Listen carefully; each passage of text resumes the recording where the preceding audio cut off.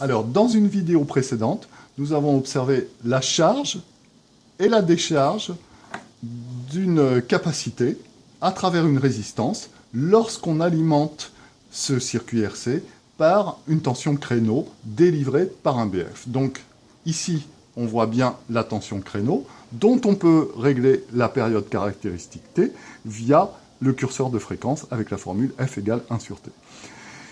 La tension délivrée par le BF est ici discontinue, et lorsqu'on va visualiser la tension aux bornes de la capacité, on sait que la tension aux bornes de la capacité est une fonction continue du temps, c'est bien ce qu'on a.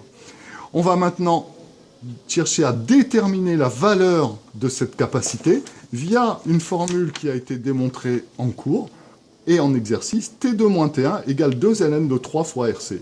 C est la valeur qu'on cherche, la valeur de la capacité. R, c'est la valeur de la résistance à travers laquelle on charge la capacité. 2 ln de 3, évidemment, ça on connaît. Et T2-T1 correspond à la durée mis pour passer de 10% de la charge à 90% de la charge. Donc ici, j'ai placé le créneau entre 0 et 100%, et je vois bien à partir de quel instant, ici, je suis à 10%. Là, ensuite, je compte le nombre de carreaux jusqu'à atteindre 90%. On voit bien que j'ai exactement 2 carreaux, en fait.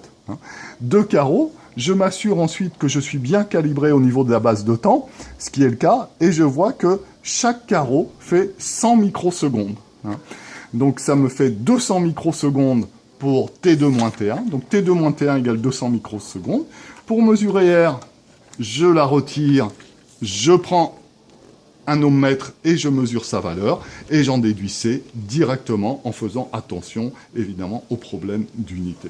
Voilà pour la mesure d'une capacité à l'aide de charge et décharge à travers une résistance. Méthode des 9 carreaux, méthode 0109.